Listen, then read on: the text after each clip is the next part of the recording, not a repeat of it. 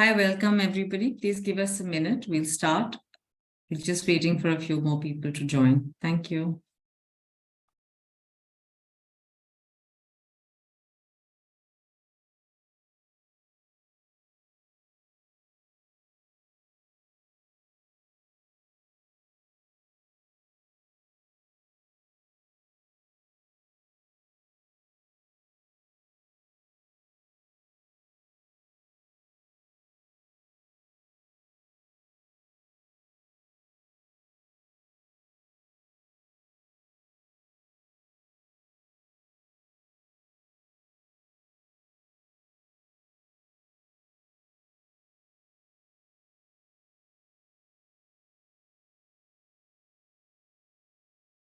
While we are waiting to start the webinar, it would be great to know where some of you are joining us from. I can see Akshat, Deepak, Monolekha. If you can just type in the chat and tell us where are you joining us from.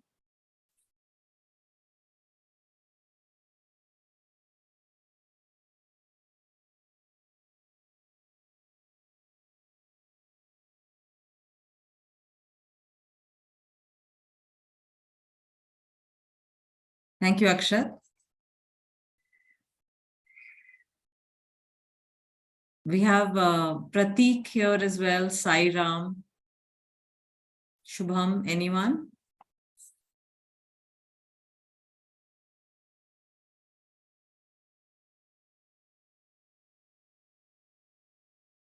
Where in Andhra Pradesh, Sai Ram?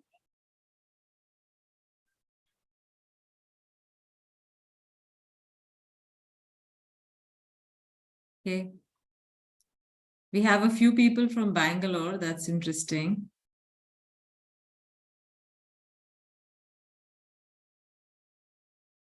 Okay. I've never heard of, how do you pronounce it? Ongole. Okay. All right. Thank you and welcome everybody. This is really a session for all of you. We are here to talk about careers, things that make a difference in our lives. How do we think about our career growth? And how do we sort of plan to move ahead in our chosen career paths? Or if you're looking to change our trajectory, what should we do and how should we think about it? And of course, a little about how the Accelerated Management Program can help you to do this.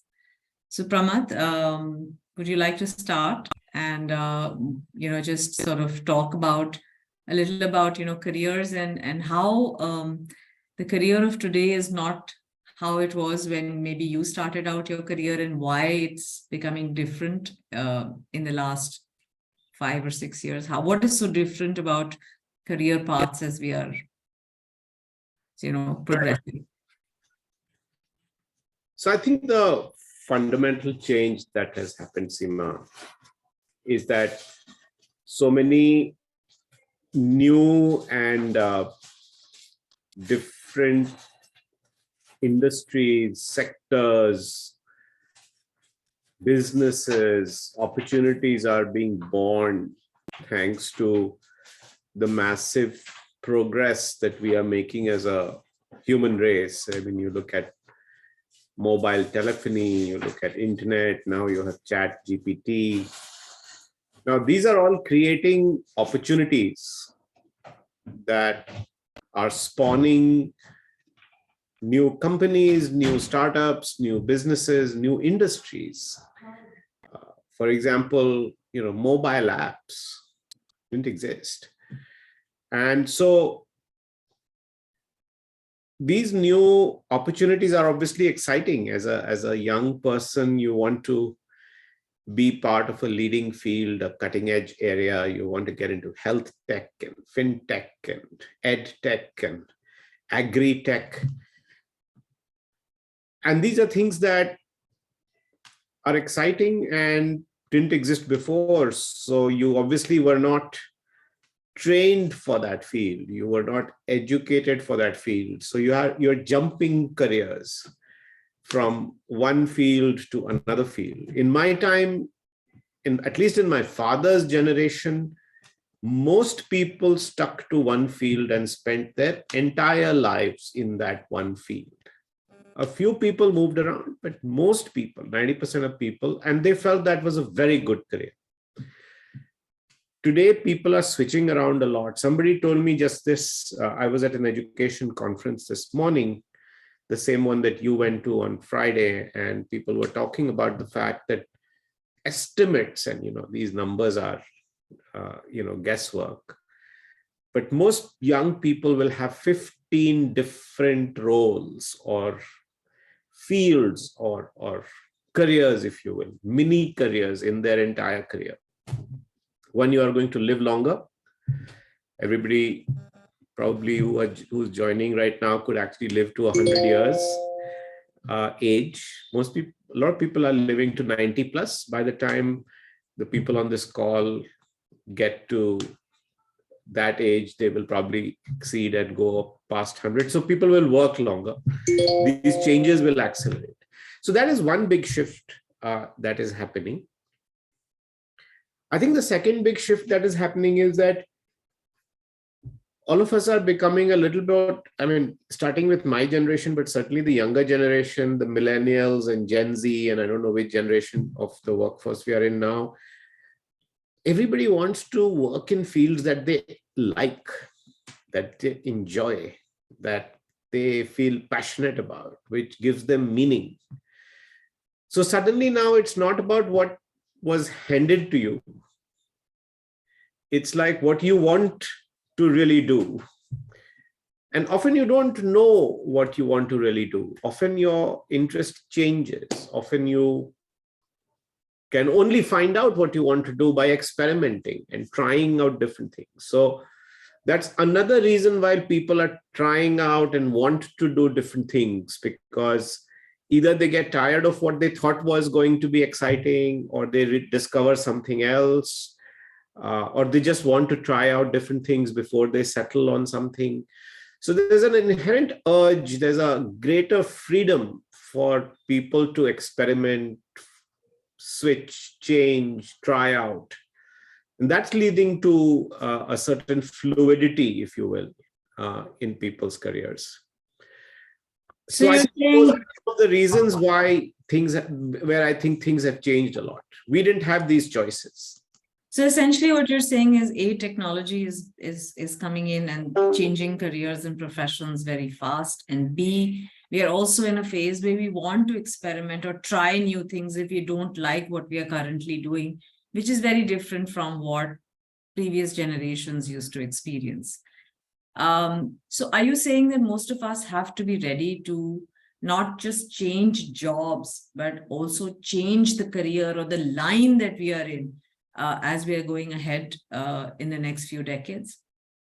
Yes, I think especially if you are ambitious, Seema. Okay, this is all about ambition. This is all about wanting to achieve, wanting to earn, wanting to do better, wanting to get your fair share of whatever you want, achievement, wealth, fame, satisfaction for yourself, for your family.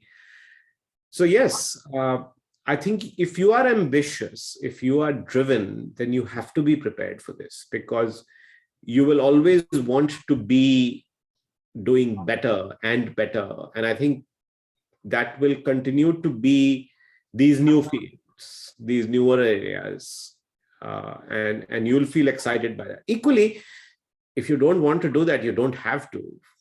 It's not that you're going to be forced to. If you want to just work in banking for the rest of your life, you can do that. But even within banking, things are changing so much.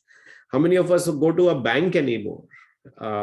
In the days I was growing up, my father would always send me with some errand to the bank, whether it is to deposit something, whether it is to withdraw something, whether it is to make a draft, whether it is to send money to somebody. It was endless. Every day there was some errand. Now everything happens on a mobile phone, and that too in an app. You don't have to log in. It looks at your face and it logs you in. And I haven't been carrying. I don't use cash any longer. So even if you're in one industry, things are changing so much. In one of our in the AMP program, in our first cohort, I believe we have a young boy who works in the railways. That's right. Look at how much the railways has changed. Everything has become about technology, even in the railways. The way I used to book tickets is to stand in line and wait for hours, and then the window would get shut at 12 o'clock. And so the people working in the railways have to deal with a whole different set of challenges now, right? Because the railways are competing with planes and buses, and earlier that was the only way for people to travel. Now there are multiple ways. So the railways also have to worry about revenues. The railways also have to worry about providing Wi-Fi on their and great service on their trains. So I think even within industries, even if you stayed within a line, and I like your use of that. In the old days, people used to say "ek line mein," in one field. Even within that field, there's a lot of churn. Things are not the same. So that you will have to be prepared for also within a particular line or in a particular field. So Pramath, then interestingly, should we look at, say, a program or a course which sort of helps us to get updated with the changing technology? Or do you think that a program which sort of, I'm just trying to understand what are the different ways in which you can prepare yourself to participate in this change that is happening so rapidly around us and in our professions? So you have to be prepared for the changes in technology and the domains, and keep yourself up to date, but you can't keep yourself up to date with everything, all possibilities. And at the same time, you have to build what I call are the foundational skills that will allow you to work well in any field, even if you are not trained in that field, even if you are not if you are not worked in that field, you are starting completely afresh. That's one of the reasons, that's one of the things we try to do at Harappa, where we focus on these things called thrive skills that will help you thrive at work, regardless of what role, what function, what line, what field. And I think you need both. But what the foundational skill does is that gives you the confidence that you can learn any new field whenever you need to, because by definition, as I said, new fields are going to constantly keep emerging. So you can never be completely secure that you will be good enough for every field in the future. So if you don't know what is coming and you don't know if you what you should study, then what do you do? And so that's where your biggest hedge or your biggest strength is that you have the skills that will allow you to go into any field. And that's the thrive skill. So I think you need the thrive skills. And then periodically you need to keep upskilling yourself in different, as a new discipline emerges, as a new area emerges. And finally, even if you cannot upskill yourself, you should have the confidence to jump into a new field and learn by doing. And I think that ability also comes from the thrive skills, because you have to have the confidence that even if I don't know something, I can learn by actually doing it. That I'm smart in a holistic way to figure it out. You give me any problem, I'll figure it out, even if I'm not trained in it. And then once you start working in it, obviously you get trained in it by virtue of the fact that you are working in it. So I think both those possibilities are there for the domain, technical, technology skills. But the foundational skills also, once you get started on them, then you hone them over time, regardless of what field you're in, and you get better and better at it. And that's really at the heart of building a career, if you ask me. That's the best thing you can do to build your career, is to actually build these foundational skills that you never forget. For example, at Harappa, we teach you at HSOL and the School of Leadership and our AMP program, we teach people how to solve problems. Now, how you solve problems is something that is truly enduring. It is evergreen. It applies to every discipline. So once you learn how to solve problems, you actually learn that even if I don't know the field, I should be able to solve the problem. And those are the frameworks that we try to teach people. So essentially, when we talk about how to solve a problem, it's not always about giving a solution. It's actually helping you to think from the point when a problem is presented to actually understand what the problem is, then understand why you should be solving it, then understand what is the difference between defining a problem and identifying. And that's really what you're talking about as a Thrive skill or a core skill, right? It's not about finding the solution. It's more about the process of getting to the solution. Is that how you describe it, Pramath? Yes. And I think, it's a little bit like saying that all of us are trained in saying that there is a solution and you can go find it. If you look hard enough, you'll find it. But some problems actually have no solution. You, Seema, me, Pramath, have to take the problem and come up with a solution. There is no school book solution. There is no kunji. It's not something that comes in an exam every year and there's on 2 plus 2 always is 4. In this case, you're adding two things that are not, you can't add by counting. So you have to figure out whether it is 4 or 5 or 6 or 3. And you might come up with a different answer and then figure out that you have the wrong answer or the right answer and then do it again. So I think, yes, the process of solving problems which effectively have no one point solution is what we teach. And that's what the real world is. It would be interesting if any one of you has any questions, please do put them up in the Q&A, and Pramath and I would be happy to answer them as we go along. You don't have to wait towards the end.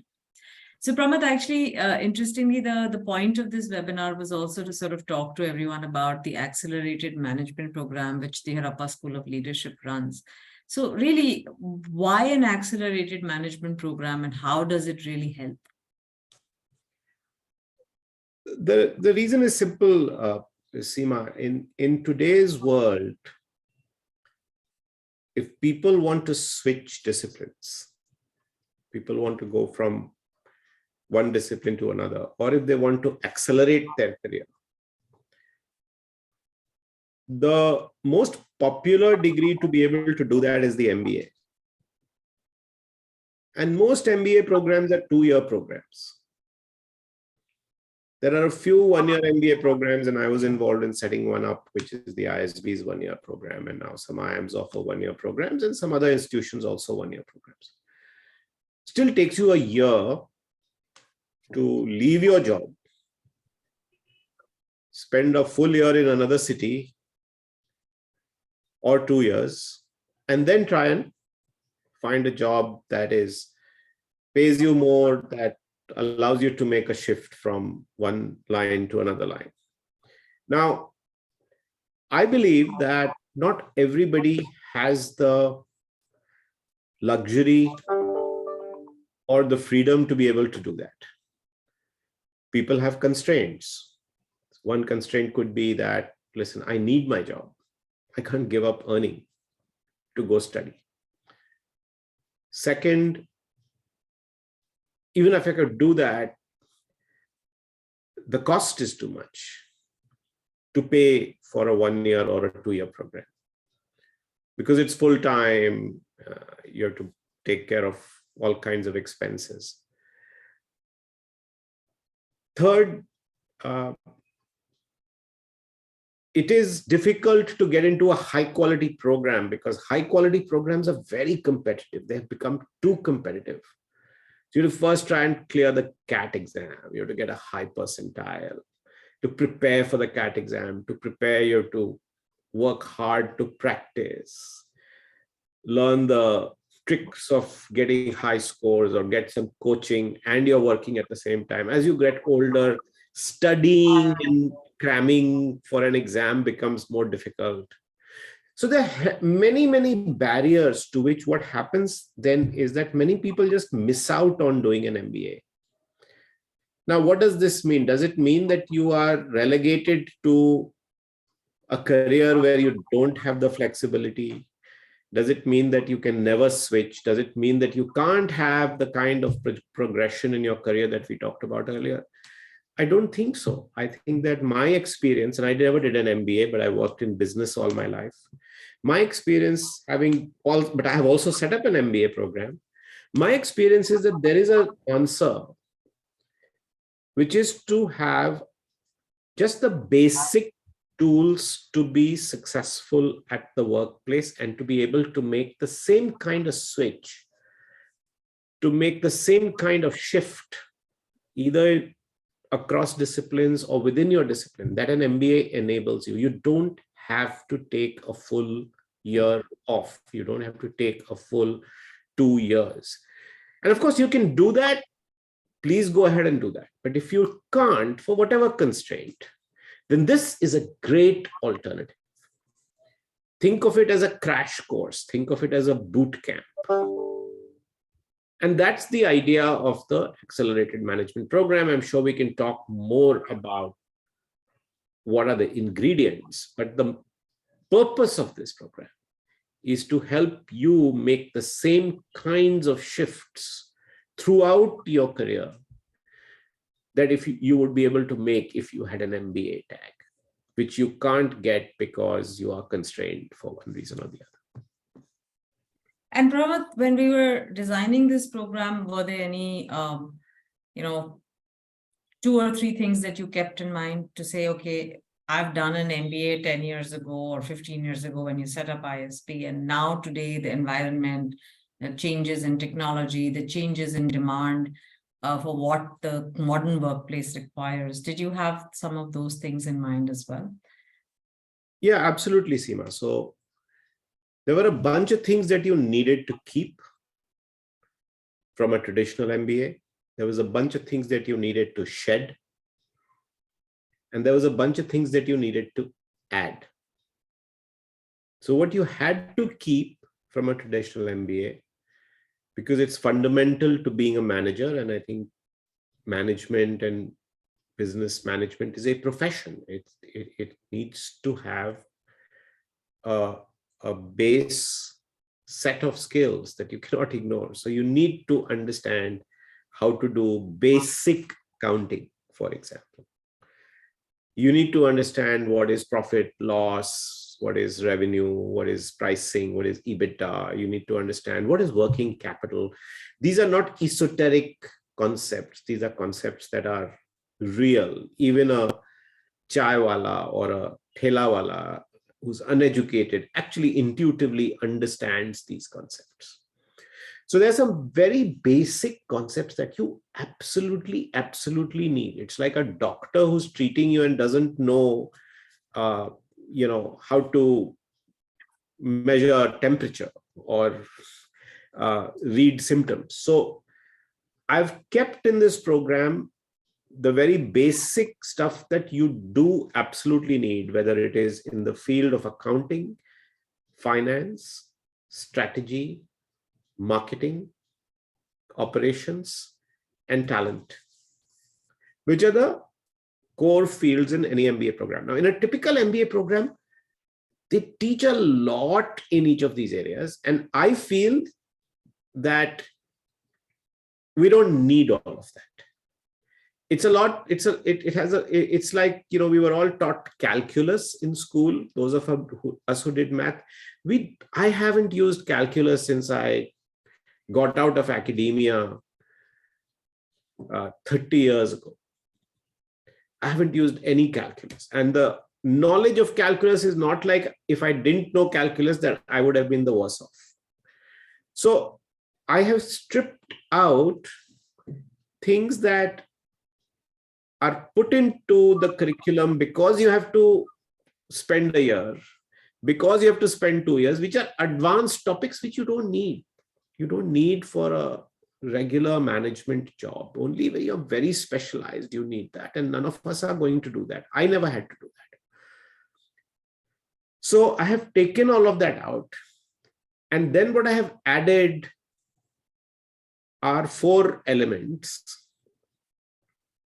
3 business elements and 1 big element, which is all of Harappa's core foundational skills, the Thrive skills, the leadership skills that I talked about. So, which is the evergreen, enduring foundational skills that will help you regardless of any MBA program, any field, and which no MBA program actually teaches you, but I think is very important that an MBA program teaches you, because it's all about how do you succeed in your career and in the workplace. So there's a very strong element of that, which we call the leadership track. And then in the business side, what I have added is 3 areas, which today has become very relevant. Tomorrow, it may be something else. But today, the 3 things that are very relevant is number 1, product management. Product management has become a core function in most companies today, whether traditional businesses, new tech businesses, emerging businesses. The second is in reaching out to people, in reaching out to customers, in connecting to your future customers. The role of digital and digital marketing has become very important. Understanding that, even if you're not a marketer, understanding how do we connect to customer is important to understand. And it's important to understand because that then determines everything you do inside a business. The use of social media, the use of digital platforms, the use of video, and so on. So I think that's the second piece that we focus on. And the third piece we focus on is this whole area of data science and analysis, which is in fact all that is leading to the advances in artificial intelligence. Now, this is not a course on AI and data science, which is advanced. This is again the very basic. What is meant by data analysis? What is expected of you? Every manager today who goes into work is now expected to do basic manipulation of data and using data to then analyze what is the problem, what is the opportunity, how can I improve, so that it's based on evidence, it's based on numerical numbers, feedback that you're getting.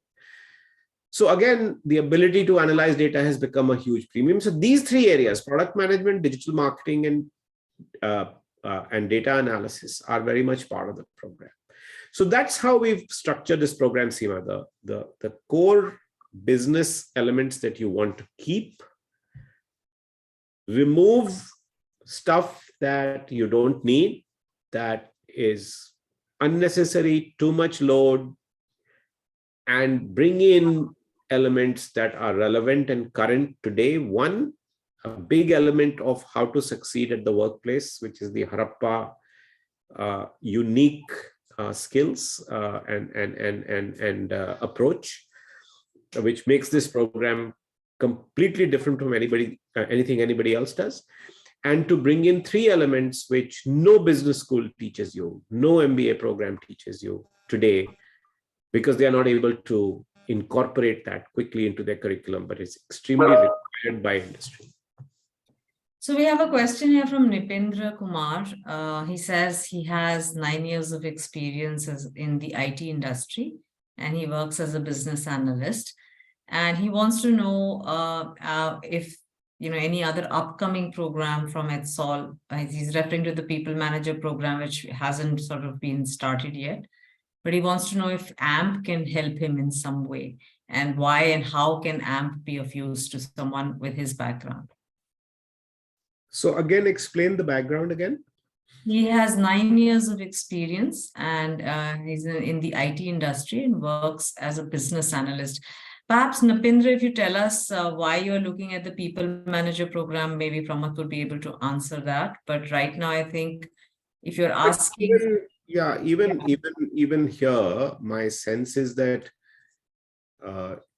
Nipendra is in the IT industry, and he's probably doing research, some data analysis, putting together reports, and so on. I think, Nipendra, you do have that as an important skill. Then the question is, do you understand everything else that goes around that particular area in any business? So from business analysis, have you ever had a chance to work in finance or accounting, and you understand the financial implications, the analysis you do, and maybe you've had some exposure to that, but you understand the underlying concepts. And I think that way this program will help you. Do you understand marketing, which I think is also very connected to analysis, and I think that you'll find it an interesting subject. How does analysis lead to design of new products? So the product management part. And then, of course, analysis graduating to strategy, innovation, analysis leading to more entrepreneurship, which I forgot to mention, but is very much part of our program. So I think how business analysis connects to other parts of a overall business would be one thing that you learn. Plus, you will learn the Thrive skills that I talked about, which again will allow you to make the shift. If you wanted to go into HR, or if you wanted to go into strategy, or if you wanted to go into general management and get out of this only IT and only business analysis role, then I think this program will help you get into, a product management role, or a marketing role, or an operations role. So there's pathways that will open up for somebody like you who's already doing business analysis and in new industries, different industries. I'll interrupt. I think he's written here to say that he actually is a system analyst, not a business analyst. So you're a system analyst. That means you are then this program will definitely help you, because as a system analyst, you are largely focused on IT and tech and software. So then even more, this is a massive transition, and don't worry about the years of work experience. In fact, it will particularly help you given the years of work experience to make the shift. So this is tailor-made for somebody like you who's worked in one industry, one area, one function for a long time, and would like to explore other possibilities and would like to see what else you could do. So this is interesting. I have a question here from Manish B, and I'm curious to understand how he's able to do this. He says he's an instructional designer and also a business analyst. And he's currently in a package that he's not happy with. He describes himself as a very curious individual, and he's always ready to try new courses about every new sort of technology. But he says he finds it very difficult to complete courses, and he never ends up finishing certificates that he takes on. So I think his question here is that he wants to do product management eventually, because he believes that within the organization, he can work in different teams. So he wants to know how AMP can help, how the accelerated management program can help him. So before Pramath takes a stab, I think you will find our instructional designing exciting enough and stimulating enough that you will not want to drop the course and do something else. But if you don't use the 6 months to use all the knowledge that the course gives you, I'm not sure if you will benefit in any case. But very curious, Manish, to understand how you do both the roles, and perhaps Pramath can take it from here. Yeah, I personally think that, again, I'm going to sound like a broken record, but it's really for people like you that this course has been designed. So what can I say for both of you, whether it is Nipen or Manish? We are the lens through which each of you can actually repurpose, upskill yourself to actually go out and do anything. So for you as a designer, as well as a business analyst, product management makes total sense. I completely agree with your direction. Now, if you again ask me, the product management role, Manish, is in exactly as you have identified. It's an integration role.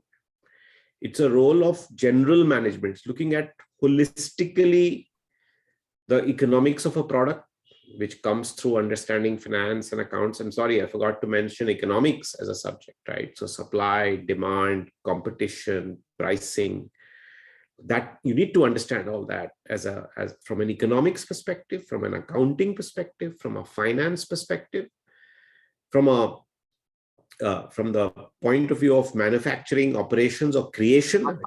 as an instructional designer, you are designing instruction, but that's the equivalent of manufacturing, right? You're manufacturing content or designing content. So I think all of bringing all this together holistically is what the accelerated management program tries to do. And then how do you go from just being a designer or an analyst to open up your mind to say, how do you manage people? How do you work with people with different styles? What are my strengths? What is expected of me when I go into a workplace? What are the expectations? How can I be a better leader? All those questions are going to be extremely important in a product management role, because as you say, you have to deal with every function in a company. So product manager definitely needs a lot of communication skills, a lot of collaboration skills, a lot of teamwork skills, a lot of empathy, a lot of ability to work with others, a lot of ability to resolve conflict, to solve problems, to get people aligned, to listen to customers, and so on. So it's the product management role has become this all-encompassing role. And that's exactly what we prepare you for on this program. So I personally think that you are making the right choice. And of course, I'm biased in telling you that if you really want to make that shift, then this is the program for you. And yes, I agree that you can actually do better than 7 lakhs in salary if you can pivot into a more general management trained role. I think you'll find tremendous opportunities out there. Pramath, the next question is coming from Varun, who has 4 years of experience in internal audit. He wants to understand how app can help him and what are the other domains he can move into. So I think internal audit can move into a analyst role. You can move into any role. It's a question of how do you go into adjacencies, right? So you could go into an analyst role. You can go into a business role, which supports businesses, which supports general managers. You can go into a data scientist role, data science, data analyst role, because as an auditor, you have to deal with numbers all the time. I think you can go into a role which involves the interface. You can get into a business finance role, a role where you are doing business, helping people make business decisions on the back of looking at financial and accounting numbers, because of your audit role, I presume that you are actually doing you understand finance accounts already, but right now you're looking at it much more from a compliance and regulatory perspective, and whether things are being done in the right way or not. But you're not taking it to the next level and saying, how can we enhance decision making in the company, or how can decision making and data be connected? So whether it is data analysis, business analysis, business finance, that would be the next level. That would be the shift you would make. And then over time, that's the first shift. But over time, you'd be able to then go from there into maybe a product management role one day, that you may be able to go into a strategy role. You could conceivably, if you're very interested in marketing, even make a shift to go and start doing marketing, learn that and start to do that over time. So again, I don't mean to say that anything is possible, but equally it's hard for me to predict what you'll be able to do, because it's not about you can only do this. The whole point of this program is that you should be able to do all of these things, right? If I'm going to predict that you're only going to be good for ABC, then what's the point of doing this program? This program was not designed for that you can do this and then do that. I can't predict what you will do. It will depend on what your interests are, what your strengths are, and what opportunities there are, and where people are willing to take a bet on a former auditor who is willing to make a switch into a different field. And I think many things have to come together. What we will teach you is how to market yourself better. What we will teach you is how to be able to communicate your strengths better. What we will teach you is to be able to say, these are the skills I have. I'm not just a plain auditor. I can analyze, I'm meticulous, I'm a problem solver, I communicate well. Now let's see what needs you have, Mr. Company, and I'm happy to work in that role. So I think that's the way this thing will evolve. It's very difficult. I know a lot of you would like an answer to saying, oh yeah, because I'm an auditor, I should now become a data scientist. I can't say that. I don't know. Nobody knows. You'll have to discover that. Sorry, we have a question from Sai Ram. He says, he wants to know how much time will he need to allocate for this course? What is the course duration? Is it virtual or recorded? I'll take some of those. And interestingly, Sairam also in the chat had asked if this is the PAM framework. And I'm very curious to know where Sairam got to, sort of that part of it. But no, we haven't been talking really about the PAM framework. It's going to be one of the things we will teach you as part of the leadership course. But if you think that Pramath was using the PAM framework, then yes, I think always. PAM essentially stands for purpose, audience, and message. And based on what your purpose in a program is, who your audience is, your message gets crafted like that. Anyway, so Sairam, it's a 6-month program. It's all live online. We do open opportunities for you to come and meet your cohort, come and meet your faculty at least twice in the program. We do believe people want to connect. We also encourage cohorts to meet each other as and when they can in their own cities. We have a very vast network. People are coming from very many different places. Having said that, the course will be held on the weekends, and on an average, you will need to take out anywhere between 12 hours for the live sessions, and perhaps another 3 or 4 hours for assignments, exercises, readings, and all of that. All of the course, the webinars and other things that we have recorded, you will have them available. You can see them at a later point, because we understand you're working professionals and sometimes you will not be able to attend a live session.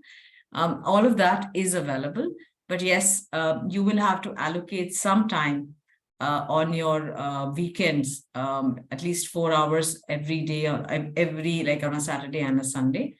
But having said that, as I said, you will have the recordings also available for you. I hope that answered your question. I wanted to now take a question from Sabrat Patnaik Pramath. He has more than 20 years of experience in a core technical field. He wants to know if this program is right for him, and then how can he use the learnings from here in a manufacturing industry? Yeah, I was just trying to answer Subrat in the chat. Again, of course, it would be very useful for you, Subrat, because you've spent 20 years in manufacturing. You're probably very well versed in, sourcing, purchasing, processing of raw materials, conversion of that into finished products, quality control, maybe even some design of new products,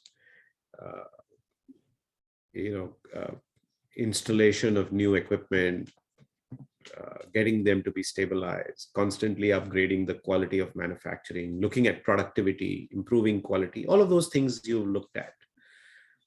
Where this will be helpful is helping you understand, okay, why do customers buy my product? Why my product that I make is priced the way it is?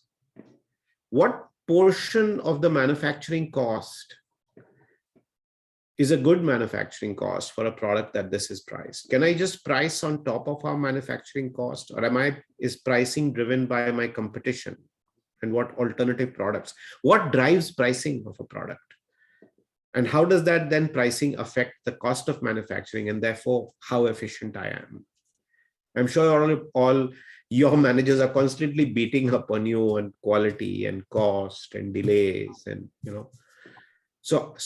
Why do they care so much? Is it just about because they want you to be better? How does it fit into the larger scheme of things? How does it fit into the industry? How does it drive valuation of your company?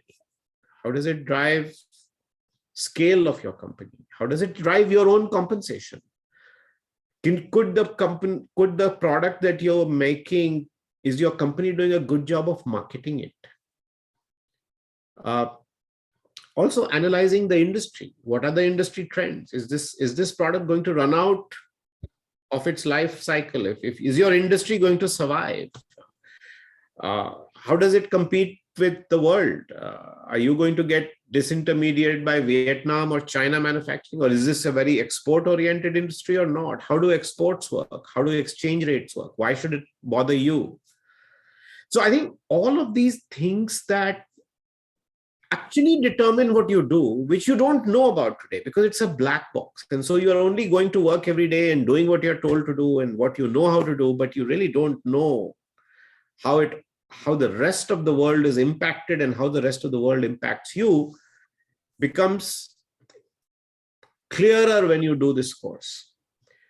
Now, how will it help you? It will help you because you'll progress to higher and higher levels in the organization now because you understand all these things. Otherwise, people will keep you in manufacturing all your life. And they'll say, yeah, Subrat is a great manufacturing guy. Yeah, theek hai. Let him do the manufacturing.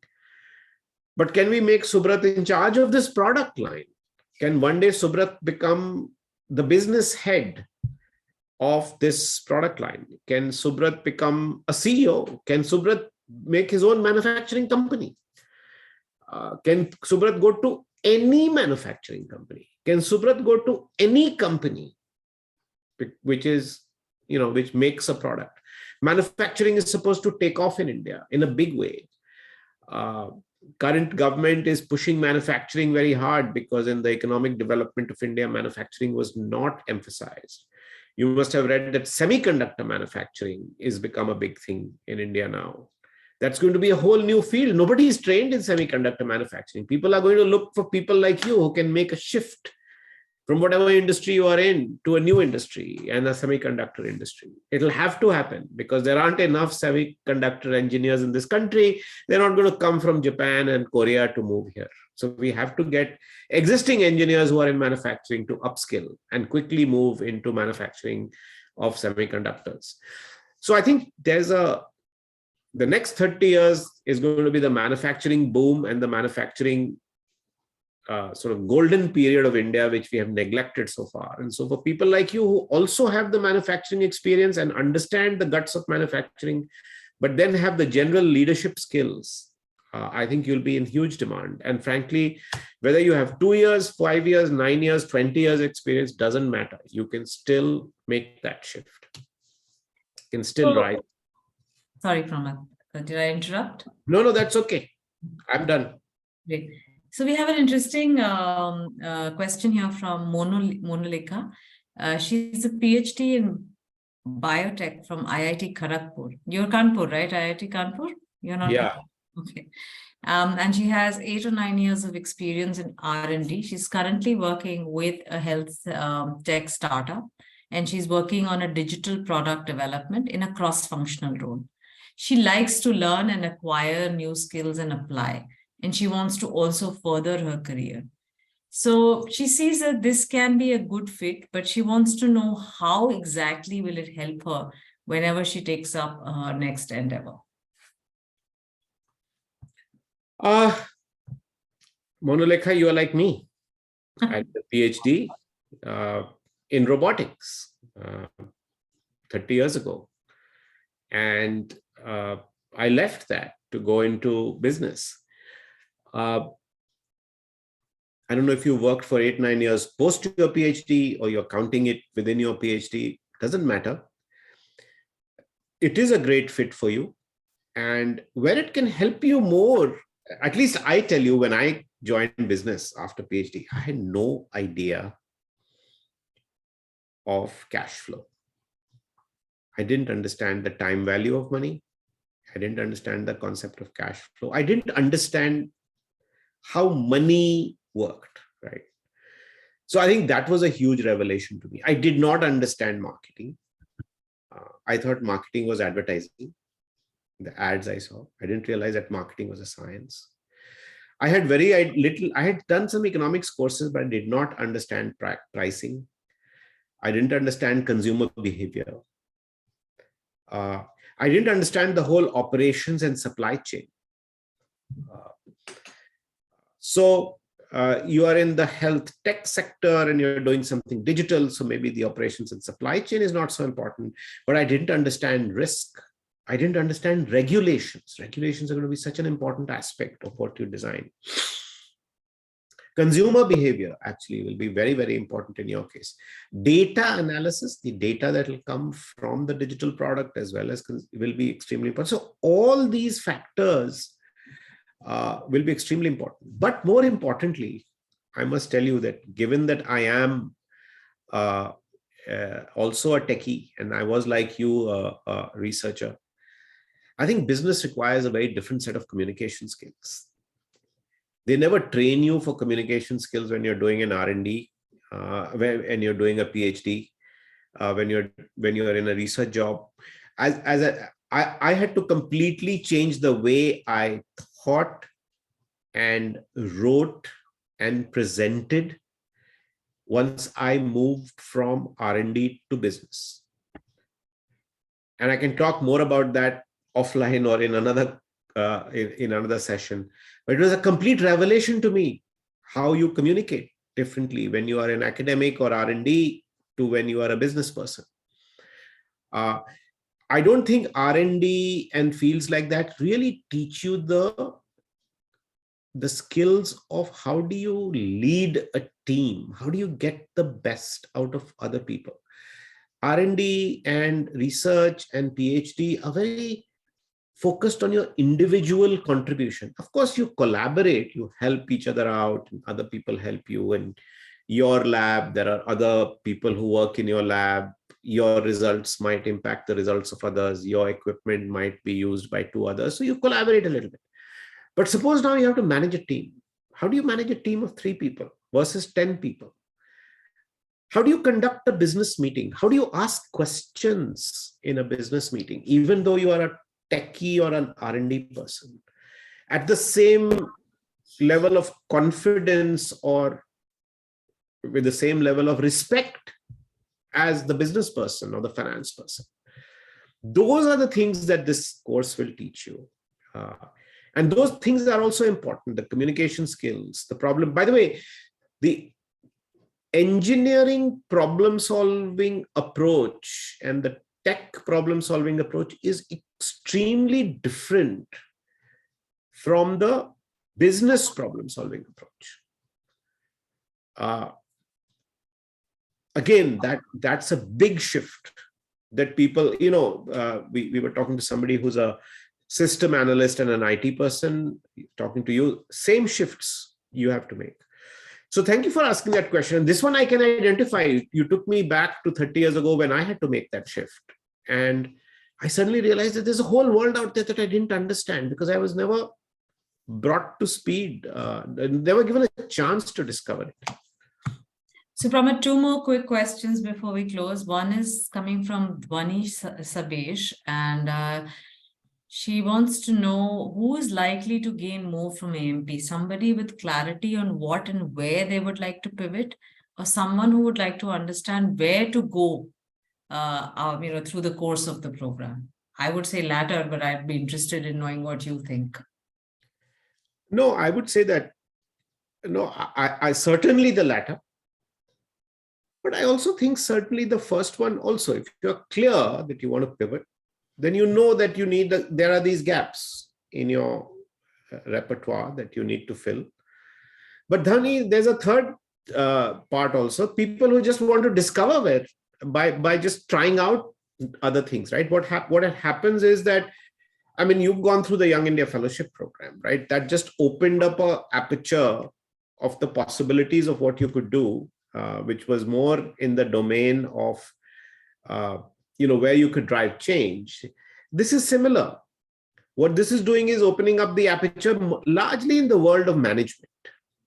largely in the world of business. And so I think there's a third category also, which is an and, not an or. Both are possible, of saying, listen, I still don't know where I want to go. Even after this program, I don't know where I want to go. But the next thing that I get after this program, I'll be confident that I know a lot more. I'll be confident that I can do it.